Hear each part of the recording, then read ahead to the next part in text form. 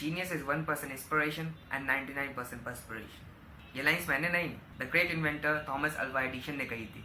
Hello friends, इसमें आदि the science गाय. ये जो फ्रेंड्स मैंने जो अभी लाइन कही थी, इस पूरी वीडियो में उसका बहुत बड़ा यूज है. तो चलिए स्टार्ट करते हैं.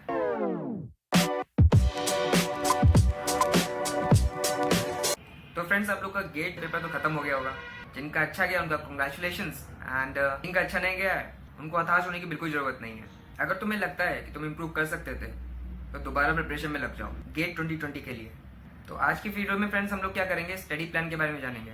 तो गेट 2020 कैसे प्रिपरेशन आपको स्टार्ट करनी है, आपको किस तरह का प्लान होना चाहिए पूरे ईयर का. ये जो वीडियो है ये फ्रेशर्स और रिपीटर्स दोनों के लिए एप्लीकेबल है. आज की वीडियो में फ्रेंड्स हम लोग 3 खास बात जानने वाले हैं.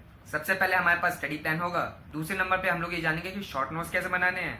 और तीसरी चीज पे हमको रिवीजन कैसे करना है. आई गेस आपको इस वीडियो से काफी कुछ सीखने को मिलेगा. तो फ्रेंड्स बात करते हैं सबसे पहले नंबर 1 की, दैट इज स्टडी प्लान. तो फ्रेंड्स हमारे जो सिविल इंजीनियरिंग के सब्जेक्ट है उनको कुछ मैंने इस तरीके से बांटा हुआ है. ग्रुप ए में मैंने ये रखे हैं 7 सब्जेक्ट्स रखे हैं. ग्रुप बी में मैंने 6 सब्जेक्ट्स रखे हैं. और ग्रुप सी में मैंने 2 सब्जेक्ट्स रखे हैं. इनको ग्रुप में फ्रेंड्स मैंने फ्रीक्वेंसी ऑफ रिवीजन के डिपेंड के ऊपर मैंने इनको बांटा हुआ है. तो ग्रुप ए के हमारे पास सब्जेक्ट्स हैं जैसे SOM, structure analysis, soil mechanics, RCC, FM, OCF, hydraulics. हालांकि एफएम, ओसीएफ ये कंबाइंड सब्जेक्ट्स है, फिर भी मैंने इनको अलग अलग करके रखा है क्योंकि जितना भी मैं पार्ट्स में सब्जेक्ट्स को तोड़ूंगा उतना मेरे लिए ईजी हो जाता है उस चीज़ को कवर अप करने के लिए. तो जितने भी हैवी सब्जेक्ट्स हैं, जो बड़े बड़े सब्जेक्ट्स हैं, उनको मैंने एक ग्रुप में रखा हुआ है और उनको सबसे ज़्यादा रिवीजन भी चाहिए. ग्रुप बी को उससे कम रिवीजन चाहिए और ग्रुप सी को सबसे कम. ठीक है, बिल्डिंग मटेरियल्स है तो थ्योरेटिकल सब्जेक्ट, ठीक है, जिसको ईएस के हिसाब से तो सबसे ज़्यादा रिवीजन चाहिए, लेकिन गेट के हिसाब से उतना रिवीजन नहीं चाहिए. ठीक है, इसका आपको अगर बेसिक्स पता है बिल्डिंग मटेरियल्स के तो आप आराम से उसको कर ले जाएंगे. यहाँ पर फ्रेंड्स जैसे आप देख सकते हैं मैंने हाईवे और रेलवे को अलग अलग तोड़ा हुआ है, ठीक है, अपनी सिम्प्लिसिटी के लिए. अब जरा साल भर का स्टडी प्लान देखते हैं. तो फ्रेंड्स जैसे कि अभी मार्च चल रहा है तो आपको करना क्या है, ये आपके जो 15 सब्जेक्ट्स थे इनको आपको 5 मंथ्स पे कंप्लीट करना है. मतलब कि 3 सब्जेक्ट्स इन 1 मंथ. जो मैंने आपको यहाँ पे सब्जेक्ट्स दिखाए हैं, जो 15 सब्जेक्ट्स हैं हमारे पास, उनमें से कोई भी आप 3 उठाएं. और 3 आपको ऐसे नहीं उठाने हैं, उनमें से एक हैवी सब्जेक्ट होना चाहिए और 2 आपके छोटे छोटे सब्जेक्ट्स हैं उनको उठाना है. ठीक है, जैसे फॉर एग्जाम्पल मैं अगर मार्च की बात करूँ तो मैं मार्च में क्या कंप्लीट करता, सॉइल मैकेनिक्स उठाता प्लस हाइड्रोलॉजी और इरिगेशन, इन 2 सब्जेक्ट्स को भी साथ में कर लेता. ठीक है, तो यहाँ पे इरिगेशन भी हो जाता प्लस हाइड्रोलॉजी भी हो जाती. मतलब मैंने एक ग्रुप ए से उठाया, ठीक है, और बाकी के 2 जो सब्जेक्ट हैं वो ग्रुप बी से उठाया. अभी फ्रेंड्स मैं आपको ये भी बताऊंगा कि इसमें जो ये सब्जेक्ट्स हैं इनको आपको कितने दिनों में कंप्लीट करना है और साथ में रिवीजन भी कैसे करना है. ठीक है, तो ये तो जस्ट एक एग्जांपल था मार्च का कि आपको ऐसे सब्जेक्ट्स उठाने हैं 1 महीने के लिए. ऐसे ही अप्रैल के लिए आप करेंगे. ठीक है, एक ग्रुप ए का सब्जेक्ट उठाएंगे और बाकी 2 ग्रुप बी के सब्जेक्ट्स. इसी तरह मई, जून, जुलाई, यहाँ तक आपको 5 महीने में एक बार पूरा सिलेबस कंप्लीट हो जाना चाहिए. अगस्त, सितंबर, अक्टूबर, नवंबर का मैं भी आके आपको बताऊंगा. फिलहाल तो आपको ये 5 महीनों में पूरा सिलेबस एक बार कंप्लीट करना है. जितनी जल्दी आप सिलेबस कंप्लीट कर लेंगे उतनी जल्दी आपके दिमाग से वो टेंशन खत्म हो जाएगी, क्योंकि आपके दिमाग में ये रहेगा कि आप मैंने एक बार सिलेबस तो कंप्लीट कर ही लिया है, अब बस बाकी है उसको रिटेन करना. जितने मेरे पास महीने बचे हैं उनमें मैं रिटेन करूंगा. अब सपोज फ्रेंड्स यहाँ पर मान लेते हैं हमारे पास एक मार्च का महीना है.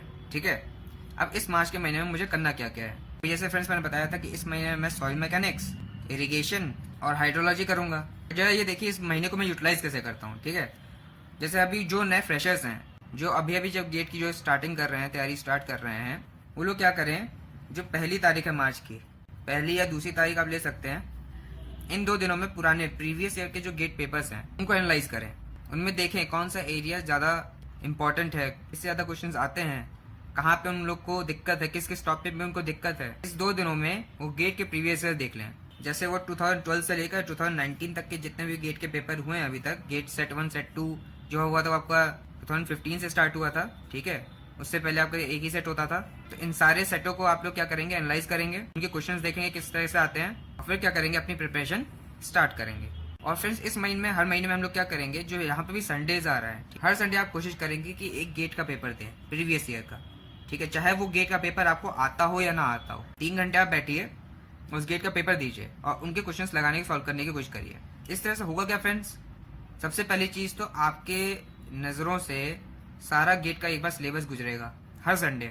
और ये भी देखने को मिलेगा कि इन जो बीच में आपके दिन पड़े थे उनमें आपने कितनी इंप्रूवमेंट करी उस सब्जेक्ट के ऊपर. दोबारा जब बार बार आप गेट देंगे तो बार बार वो आपके नज़रों से सारा सिलेबस गुजरेगा, तो वो चीज़ आपके बार बार रिवाइज भी होती चली जाएंगी. तो जितने भी संडेज आए पूरे साल के में, उनमें आपको या गेट का या ईएस के पेपर एक ना एक तो सॉल्व करना ही है पूरे दिन में. ठीक है, आपको और कुछ करने की जरूरत नहीं है। एक का पेपर सॉल्व करें, उसका एनालिसिस करें और जो जो क्वेश्चन नहीं बने उसका टॉपिक पढ़ के उसको सॉल्व करें। तो जैसे कि फ्रेंड्स हम लोगों ने स्टार्ट किया सॉइल मैकेनिक्स से, ठीक है, तो फोर्थ से हम लोग सॉइल मैकेनिक्स शुरू करेंगे।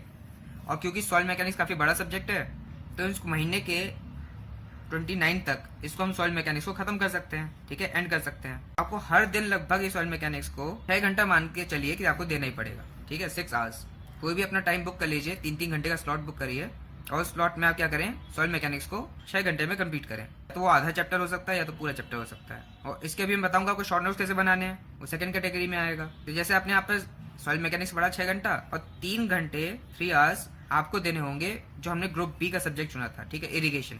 जैसे फॉर एग्जांपल मैं 4 से स्टार्ट कर रहा हूँ सॉइल मैकेनिक्स और इरिगेशन को। इरिगेशन एक छोटा सब्जेक्ट है तो जल्दी कंप्लीट हो जाएगा। तो मान के चल लेते हैं जैसे 18 तक हमारा इरिगेशन कंप्लीट हो जाता है। अब यहाँ से इरिगेशन आपका कंप्लीट हुआ और जैसे ही कोई सब्जेक्ट कंप्लीट हो उसके अगले दिन ही आप उसको क्या करना है, उसका टेस्ट देना है। तो जैसे कि यहाँ पे 18 को हमारा इरिगेशन खत्म हुआ तो उसके जस्ट 19 को हम क्या करेंगे, इरिगेशन का टेस्ट देंगे। चैप्टर वाइज देना है आपको टेस्ट। आपको गेट के प्रीवियस ईयर जो सॉल्यूशंस हैं चैप्टर वाइज दिए हुए हैं उनको आपको क्या करना है, हर चैप्टर वाइज आपको इरिगेशन के यहाँ पे टेस्ट देना है। तो इस तरह से आपका जो पूरा इरिगेशन का कॉन्सेप्ट था एक बार पूरा रिवाइज हो जाएगा। और साथ में सॉइल मैकेनिक्स तो चल ही रही है। फिर आप क्या करें, फिर 20th से अपना जो सॉइल मैकेनिक्स चल रही थी उसके साथ साथ 6 आवर्स आपने सॉइल मैकेनिक्स को दिए और 3 आवर्स फिर आपको स्मॉल सब्जेक्ट को देने के। स्मॉल सब्जेक्ट आपको कौन सा होगा, हाइड्रोलॉजी होगा, ठीक है। हाइड्रोलॉजी आप 20 से स्टार्ट करेंगे और ये भी क्योंकि एक छोटा सब्जेक्ट है इसको भी ज्यादा दिन नहीं लगने चाहिए तो ये भी मान लेते हैं 29th में ही आपने सॉइल मैकेनिक्स के साथ आपने हाइड्रोलॉजी भी खत्म कर ली। और जस्ट उसके अगले दिन आप क्या करेंगे, सॉइल मैकेनिक्स के जो प्रीवियस ईयर गेट हैं वो सॉल्व करेंगे और हाइड्रोलॉजी के भी आप यहाँ पर सॉल्व करेंगे प्रीवियस ईयर। तो इस तरह पूरे महीने में आपके जो 3 सब्जेक्ट्स हैं वो प्रॉपर कवर हो जाएंगे। जैसे कि इसके अगले दिन फिर संडे है, आप गेट का पेपर फिर सॉल्व करेंगे तो आपको अपने अंदर इंप्रूवमेंट दिखाई देगी कि आपको इन 3 सब्जेक्ट में कितने अच्छे से आप इनके क्वेश्चंस अटेम्प्ट कर पा रहे हैं। इसी तरीके से फ्रेंड्स अगले महीने आप दूसरे सब्जेक्ट को यूज करेंगे, 3 सब्जेक्ट चूज करेंगे, ग्रुप ए और 2 ग्रुप बी से। इसी तरह से आप उसको फॉलो करेंगे। हैवी सब्जेक्ट का आप पूरा महीना में यूज करोगे, जो छोटे छोटे सब्जेक्ट है उनको 15-15 दिन में आप कंप्लीट करोगे। जरूरी नहीं है फ्रेंड्स आपको 16-16 घंटे 17-17 घंटे पढ़ने की जरूरत है, ऐसा कुछ भी नहीं है। जैसे आप यहाँ पर देख रहे हैं कि 9 घंटे भी आप उस सब्जेक्ट को देते हैं तो आराम से हो जाएगा। आपको एक्स्ट्रा जो आपके कुछ टाइम लगेगा 3-4 घंटा और लग जाएगा शॉर्ट नोट बनाने के लिए। तो मान के चलिए ऑन एन एवरेज आपको 12 से 13 घंटे लग जाएंगे। और जिसने ये कंटिन्यूसली फॉलो कर लिया जुलाई तक, आई कैन गारंटी उसकी 2000 के अंदर रैंक तो होनी ही होनी है। अगर जुलाई के बाद तुरंत पेपर हो जाता है तो, क्योंकि जुलाई के बाद जो अगस्त सितंबर अक्टूबर नवंबर है यहाँ से शुरू होता है आपकी जो रैंक इंप्रूवमेंट वाला टाइम है। तो फ्रेंड्स जैसे था ये हमारे 1 महीने का। अब बात आती है इन्हीं की रिवीजन की। तो जैसे फ्रेंड्स यहाँ पर हमारा 29th में, या फिर हम बात करें इरिगेशन की, पहले हमारा इरिगेशन 18 को खत्म हुआ था। तो हमारा ह्यूमन माइंड ऐसा है कि हम लोग 15 दिनों में लगभग सारी चीजें भूलने लगते हैं, ठीक है, सब्जेक्ट्स की, कॉम्प्लिकेटेड चीजों की। जो कि आपका ईजी होता है वो तो आपको याद रहता है, ठीक है, लेकिन कॉम्प्लिकेटेड चीज क्या होती है वो भूलने लगते हैं। तो उनको आपको क्या करना है, हर 15 दिन में रिवाइज करना है हर एक सब्जेक्ट को। और रिवीजन ऐसे नहीं कि आप शॉर्ट नोट्स पढ़ना शुरू कर दिए, वो तो ठीक है, वो आपको रोज करना है। शॉर्ट नोट्स आपको सोने से पहले 1 घंटा एक बार आपको देखना है। तो जितने बार आप शॉर्ट नोट रिवाइज करेंगे उतने लिए आपका अच्छा होगा। तो जैसे मैंने बताया इरिगेशन आपको रिवाइज करना है तो इसके 15 दिन बाद, मतलब अगले महीने 2 या 3 तारीख को आप क्या करोगे, इसको दोबारा रिवाइज करोगे, जिस तरीके से टेस्ट सीरीज से। इसी तरह आपका जो सॉइल मैकेनिक्स है वो 29 को खत्म हुआ था तो इसके 15 दिन बाद अगले महीने को, मतलब मार्च अप्रैल को रिवाइज करोगे टेस्ट सीरीज देकर। ये मेड इजी और IAS मास्टर जैसे इनकी टेस्ट सीरीज शुरू हो जाती है, ठीक है, जो पहले दे देते हैं लोग गेट 2020 की प्रिपरेशन के लिए, मार्च अप्रैल में आई जाएगी। तो इनकी आपको टेस्ट सीरीज का पेपर आपको देना है सब्जेक्ट वाइज वाला। ऐसे ही हर महीने 3 आप सब्जेक्ट कंप्लीट करते चले जाइए और जुलाई तक एक बार सिलेबस आपका पूरा कंप्लीट हो जाना चाहिए। तो फ्रेंड्स जरूरी नहीं है आपको यही स्टडी प्लान फॉलो करना है, आपका खुद का स्टडी प्लान हो सकता है, लेकिन कोशिश करिएगा कि जल्दी से जल्दी आप सिलेबस कंप्लीट कर पाएं, क्योंकि लास्ट मोमेंट पे कैंडिडेट्स को काफ़ी परेशानी होती है। कुछ तो डीमोटिवेट होने लगते हैं, कहते हैं छोड़ो प्रिपरेशन अगली बार करेंगे, अभी तो कंप्लीट ही नहीं हुआ सिलेबस, इसलिए जितनी जल्दी हो सके तो सिलेबस कंप्लीट करें। अब आता है कैटेगरी नंबर 2 पे, how to make a proper short notes. Friends ये जो पार्ट है ये बहुत ही इंपॉर्टेंट पार्ट है पूरी प्रिपरेशन का, जो मैं बिल्कुल नहीं माना करता था अपनी प्रिपरेशन में। जहाँ से मैंने कोचिंग ली थी वहाँ के टीचर्स ने सबसे पहले यही एडवाइस किया था कि फ्रेंड्स आपको सब्जेक्ट्स के साथ अपने शॉर्ट नोट्स भी बनाने हैं।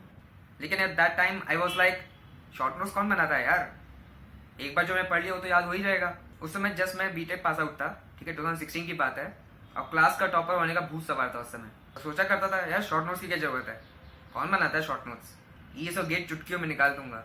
लेकिन जब एग्जाम डे आया क्या हुआ उस दिन, रिवीजन करने को इतना सारा, वैसे भी सिविल इंजीनियरिंग इतना बड़ा है, हर एक बुक उठा के तो रिवाइज नहीं कर सकते ना, इसलिए शॉर्ट नोट्स वहाँ पे काम आते हैं। कहते हैं कि इंसान को दूसरों की गलती से सीखना चाहिए, और यहाँ पे मैं अपनी गलतियों से सीख के आया हुआ हूँ। तो फ्रेंड्स, आप मेरी जैसी गलती ना करें, उसके लिए मैं ये वीडियो बना रहा हूँ। तो चलिए अब जानते हैं शॉर्ट नोट्स कैसे बनाते हैं। इसकी कुछ स्टेप्स हैं। सबसे पहले आपको क्या करना है, जो भी आपने सब्जेक्ट उठाया उसका क्या करेंगे, आप सबसे पहले चैप्टर कंप्लीट करेंगे, पूरा चैप्टर पढ़ेंगे। चैप्टर पढ़ने के बाद क्या करेंगे, उसके जो MCQs हैं, ठीक है, जस्ट चैप्टर के पीछे MCQs दिए होते हैं। कोई कच्ची मटेरियल की बुक वगैरह होती है, उनमें क्या MCQs होते हैं, ठीक है, उनको क्या करना है आपको 50 to 60 MCQs होंगे, उनको सॉल्व करेंगे। फिर आपका सेकंड स्टेप क्या होगा, ये सब करने के बाद, चैप्टर पूरा पढ़ने के बाद, जैसे सॉइल मैकेनिक्स का आपने चैप्टर 1 पढ़ा, उसके आपने MCQs लगाए, उसके बाद आप करेंगे उसके शॉर्ट नोट्स। हर इसके जो टॉपिक हैं, इंडिविजुअल टॉपिक के आप शॉर्ट नोट्स बनाएंगे प्रॉपर तरीके से, ठीक है। इसे मेन चीज़ें लिखनी होती हैं।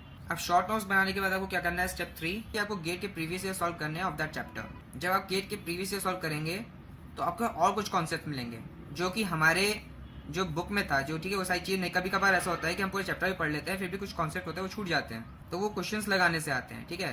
थ्योरेटिकल जो नॉलेज है वो अलग चीज़ है, और जो आपका न्यूमेरिकल नॉलेज है वो अलग चीज़ है। न्यूमेरिकल में आपका जो हाथ बैठेगा वो प्रैक्टिस करने से ही बैठेगा। जितनी ज़्यादा आप प्रैक्टिस करोगे उतना ज़्यादा आपका न्यूमेरिकल नॉलेज कंप्लीट होगा। तो आपने गेट के प्रीवियस ईयर सॉल्व किए, उनमें कुछ जो कॉन्सेप्ट छूट गए वो आप शॉर्ट नोट्स में ऐड कर लेंगे। जब शॉर्ट नोट्स बनाओगे तो हमेशा चैप्टर कंप्लीट करने के बाद आप 2-3 पेज और छोड़ देंगे, ठीक है, ताकि जो एक्स्ट्रा इन्फॉर्मेशन है जो इधर से आ रही हैं, या फिर आगे आप जो कोई भी और टेस्ट सीरीज दोगे उनमें से जो एडिशनल चीज़ें आ रही हैं तो उस चैप्टर में आप ऐड कर सको। फिर चौथा स्टेप जो होगा आपके पास, वो होगा ES के जो प्रीवियस ईयर्स हैं उस चैप्टर के, वो आपको सॉल्व करने हैं। अगर ये सब चीज़ आप कर लेते हैं तो एक आपका प्रॉपर शॉर्ट नोट बनेगा। जैसे फॉर एग्जांपल फ्रेंड्स, मैं अपने शॉर्ट नोट्स का आपको एक पिक देता हूँ। फ्रेंड्स, जैसे कि आप ये RCC के मेरे नोट्स देख रहे हैं, जैसे कि आप देख सकते हैं यहाँ पे पहले चैप्टर का मैंने कैसे शॉर्ट नोट्स बनाए हुए हैं। जो भी इंपॉर्टेंट चीज़ें हैं सिर्फ उन्हीं के बारे में मैंने लिखा हुआ है, और मैं अपने शॉर्ट नोट्स को कुछ इस तरह से बनाता हूँ ताकि ज़्यादातर चीज़ें पिक्टोरियल फॉर्म में हो। पिक्टोरियल फॉर्म से फ्रेंड्स क्या होता है कि जो रिटेन होता है दिमाग में वो ज़्यादा दिनों तक रहता है कोई भी कॉन्सेप्ट। तो जैसे आप देख रहे हैं, या आप में पिक्स देख सकते हैं, इस तरह से आप अपने शॉर्ट नोट्स भी तैयार कर सकते हो, ठीक है। सबका अलग अलग तरीका होता है। मैं ज़्यादातर मैं पिक्टोरियल फॉर्म में याद करता हूँ। जैसे क्रीप का एक फिनोमेना है, तो क्रीप का फिनोमेना मैंने पिक्टोरियल फॉर्म में ज़्यादातर इनको बना कर रखा है कि क्रीप इंक्रीज होता है तो कब कब होता है, इफेक्ट ऑफ क्रीप्स क्या क्या होते हैं। तो सारे पिक्टोरियल फॉर्म में मुझे ये चीज़ें लंबे समय तक याद रहती हैं। सोने से पहले एक बार आप लोग देख लेंगे तो उससे क्या होगा, आपके दिमाग में ये चीज़ बैठ जाएगी। तो फ्रेंड्स, जैसे कि एग्जांपल हो गया। और आपके जो नोट्स हैं, ये शॉर्ट नोट्स जो हैं, ये ज़्यादा बड़े नहीं होने चाहिए।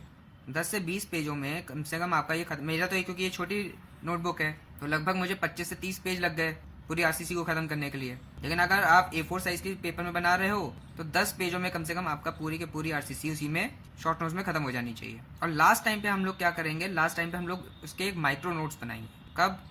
अक्टूबर, नवंबर, दिसंबर के टाइम पे। वहाँ पर माइक्रो नोट्स बहुत काम आते हैं लास्ट टाइम के रिवीजन के लिए। तो ये एक प्रॉपर प्रोसेस है कि आपको पहले शॉर्ट नोट्स बनाने हैं, शॉर्ट नोट्स से पूरा उसका आपको समझना है, पढ़ना है, और फाइनली माइक्रो नोट्स पे आपको टोटल डिपेंड होना है लास्ट के 2 मंथ्स पे।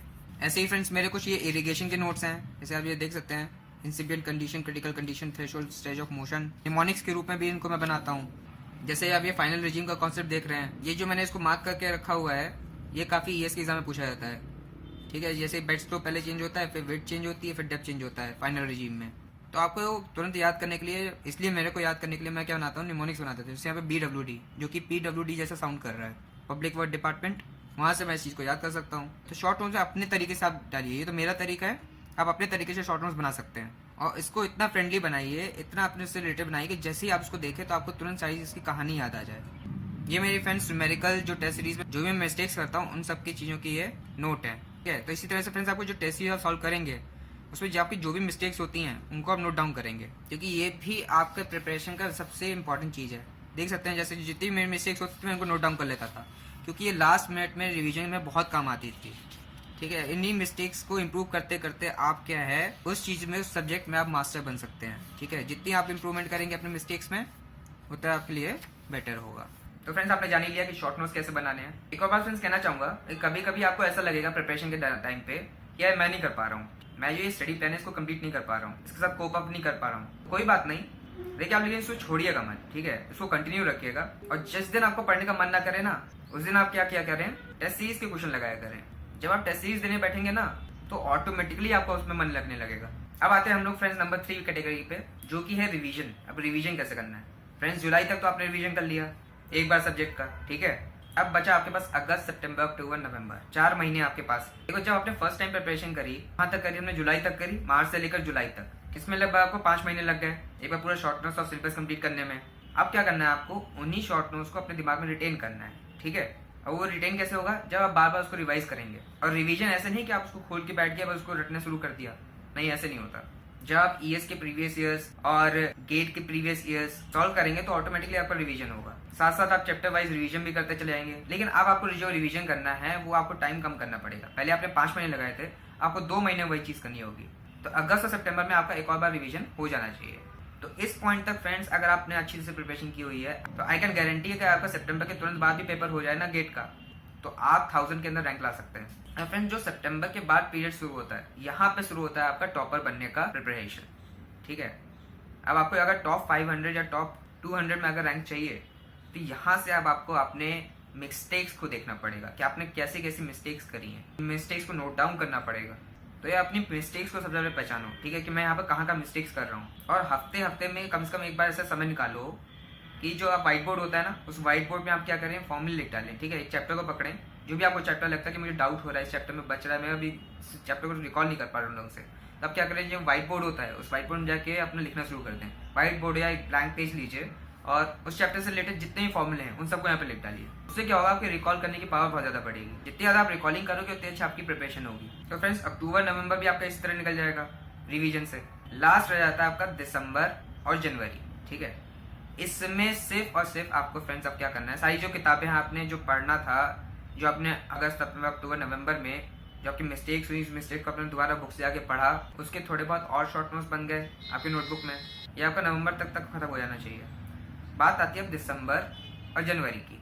अब इस टाइम पे आपको फ्रेंड्स क्या करना है, इस टाइम पे फ्रेंड्स आपको सिर्फ और सिर्फ टेस्ट सीरीज देनी है। पूरा दिसंबर और पूरा जनवरी आप सिर्फ टेस्ट सीरीज देंगे और टेस्ट सीरीज से रिवीजन करेंगे। और जो आपकी रिपीटेटिव हो रही हैं गलतियाँ, ठीक है, उसको आपके जो स्टिकी नोट्स होते हैं ना, ठीक है, उस स्टिकी नोट्स पे जाके आप उसको लगा देंगे, अपने वॉल पे चिपका लेंगे स्टिकी नोट्स को उस फॉर्मूले के साथ, और उसमें मिस्टेक्स भी लिख देंगे क्योंकि मेरे से बार बार ये मिस्टेक हो रही है। जहाँ पे आपकी ये बार बार मिस्टेक्स हो रही है ना, वही आपको टॉप 100 या टॉप 200 में जाने से रोक रहा है। इस चीज को आप क्लियर कर लेते हैं तो आप गेट में बहुत ही अच्छी रैंक ला सकते हैं। तो ये तो था फ्रेंड्स गेट 2020 का प्लान। तो फ्रेंड्स 9 से 10 महीने के लिए आप प्रॉपर प्रिपरेशन करें। जब भूल जाओ यार कहाँ पे शादी हो रही है, क्या हो रहा है, ये सब कुछ मत देखो, ठीक है। ये 10 महीने अगर आप रगड़ के बाद लग जाते हो ना, वो कोई नहीं रोक सकता यार टॉपर आने से। हाँ वो लक, मैंने बताया जैसे 1% इंस्पिरेशन और 99% परस्पिरेशन, जीनियस वही कहलाता है। पसीना तो बहाना पड़ेगा भाई अगर आपको टॉप रैंक चाहिए तो, ठीक है।